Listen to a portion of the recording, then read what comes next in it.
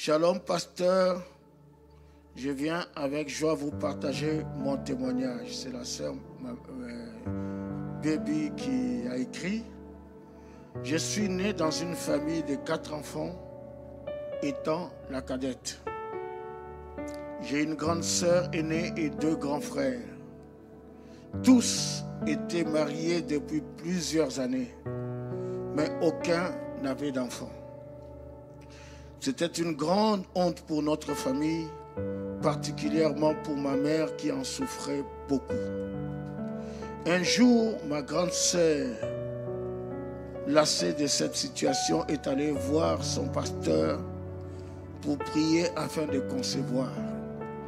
Et lors d'une prière dans la maison des dons, elle est tombée au sol et une voix étrangère est sortie de sa bouche, disant en lingala, bango nyonso tokanga mabota na bango, bango bakoki kobota te.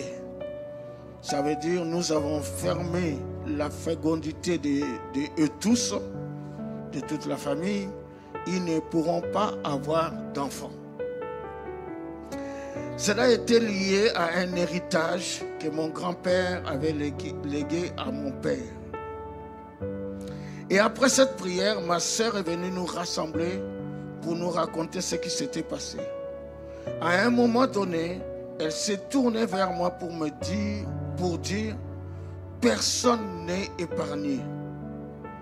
Toi aussi, même si tu n'es pas encore marié, tu es concerné. Et à ce moment-là, j'étais fiancée. En entendant cela, j'étais stupéfaite. Après la réunion, j'ai appelé mon fiancé, qui aujourd'hui est mon mari, qui était en France, pour lui raconter ce qui s'était passé. À ma grande surprise, il m'a répondu calmement, cette histoire ne te concerne pas. Toi, tu es dans le message. Effectivement, j'étais la seule de ma famille à être dans le message. En 2008, j'ai rejoint mon fiancé en France et nous nous sommes mariés en septembre 2008. 5 mois plus tard, je suis tombée enceinte. C'était une immense joie pour toute ma famille, surtout pour ma mère. Cependant, à 5 mois de grossesse, j'ai fait une fausse couche. C'était comme si le ciel s'était écroulé sur moi. Ce fut un grand choc pour mon mari et moi. Nous craignions aussi la réaction de ma mère qui a beaucoup pleuré. 2 jours après, le pasteur est venu me rendre visite à l'hôpital. Il m'a exhorté avec la parole de Dieu et m'a donné le témoignage de la sœur Émilie Kamuntu. Ce témoignage m'a beaucoup fortifié. Je l'ai intégré à mes prières et cela m'a apporté un grand réconfort. Donc, vous connaissez tous le témoignage de la sœur Émilie. Qui connaît le témoignage de la sœur Émilie? Je pense la plupart, mais beaucoup aussi ne connaissent pas ce témoignage-là. C'est une sœur, elle habite à Lille et elle était mariée, c'est moi qui l'ai mariée ici à l'église. Après ça, bon, ils sont allés à Lille maintenant, mais je l'ai mariée ici à l'église et quelques temps après, quelques années après, elle n'avait toujours pas d'enfant. Et un jour, elle est venue chez moi à la maison. Elle pleurait. Et je me rappelle, elle m'a tenu par mon col comme ça. Elle me dit, donne-moi un enfant. Je dis, sœur, c'est Dieu qui donne. Mais elle était poussée à bout. Vous voyez? Et ma femme l'a pris. Et ma femme l'a consolée et tout ça. Et j'ai prié le Seigneur. Et le Seigneur m'a dit que tu lui dis que premièrement, il faut qu'elle ait d'abord, que son mari ait un travail et un logement. Ensuite, ils vont avoir d'enfants. Son mari était un médecin. Voyez, et je leur ai dit, quelques temps après, le mari a eu un très bon travail dans un hôpital. Elle a eu le travail, elle a eu la maison, parce qu'ils habitaient chez quelqu'un. Elle a eu la maison, elle a eu le travail, et ensuite ils ont eu des enfants. Quel Dieu puissant nous servons! Quel Dieu puissant nous servons! La sœur, elle est à Lille, vous pouvez la consulter. Nous, on ne fabrique pas de témoignages. Alors elle dit que ce témoignage m'a beaucoup fortifié. Je l'ai intégré à mes prières et cela m'a apporté un grand réconfort. 5 mois après cette fausse couche, plusieurs frères et sœurs vinrent nous partager leurs songes. Ils me voyaient avec un bébé. Moi-même, j'ai fait un rêve où le pasteur me montrait un bébé. Je suis donc allé voir le pasteur pour lui raconter tout cela. Et je lui ai dit, pasteur, moi je ne veux pas seulement un bébé de songes et des rêves. Je veux un vrai bébé. Le pasteur m'a regardé avec un petit sourire, puis m'a dit, mets-toi à genoux. Et il a fait une courte prière. Seigneur, accorde à ma fille le désir de son cœur. C'était juste ça la prière. Et ces quelques mots ont suffi pour que le ciel s'ouvre. Le mois suivant, le 6e mois après la fausse couche, je suis tombé enceinte. Mon médecin également, gynécologue, était inquiet.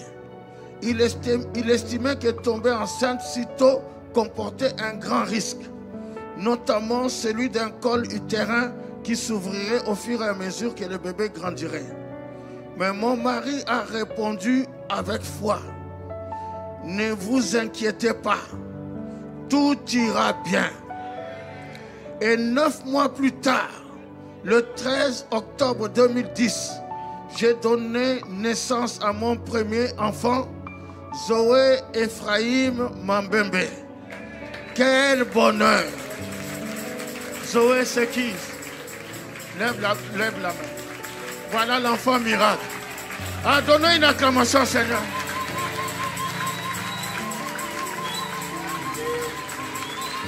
Nous avons un Dieu dans ce message. Alors ne t'inquiète pas. Notre Dieu est Dieu. Alors elle continue à dire, le pasteur Atou Moussaka a été la première personne à annoncer la bonne nouvelle, suivie de ma mère.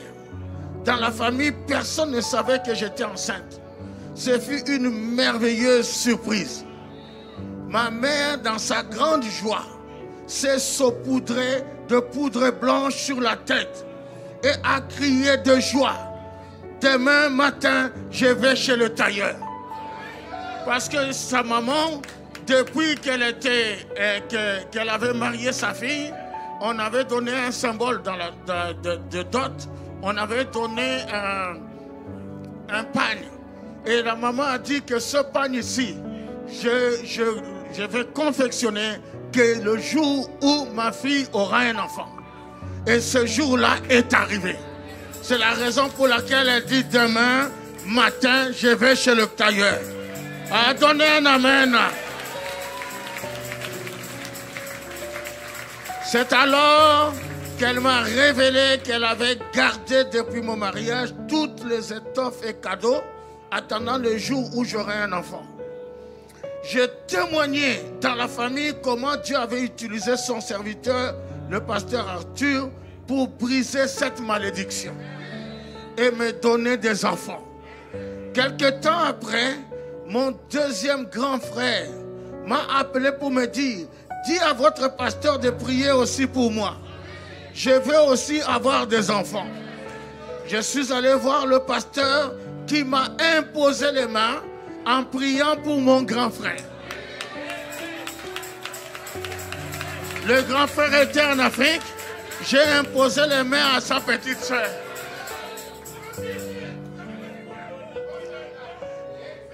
Et en sortant du bureau plutôt, j'ai immédiatement appelé mon frère pour lui dire que la prière avait été faite.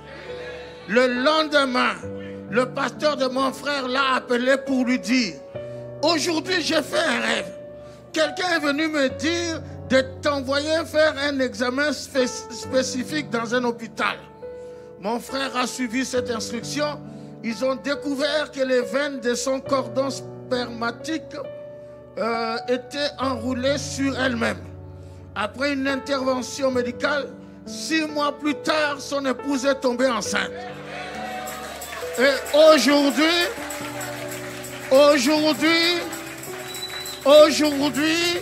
mon frère a 3 enfants. Mon frère a 3 enfants et moi j'en ai 4. Les 2 sont là et il y a 2 autres filles qui sont avec leurs parents. Et je me rappelle encore, le frère et la sœur étaient venus me voir en disant: pasteur, maintenant prie qu'on arrête. Ça va t'arriver. J'ai dit: ça va t'arriver. Nous avons un Dieu dans la Bible qui a donné un fils à quelqu'un de 100 ans. Est-ce que quelqu'un croit ça?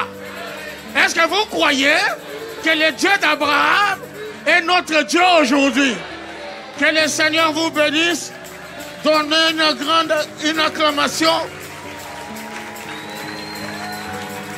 Un grand shalom. Que le Seigneur te bénisse, mon fils. Que Dieu te bénisse. Vous pouvez aller vous asseoir. Les enfants miracles. Et la foi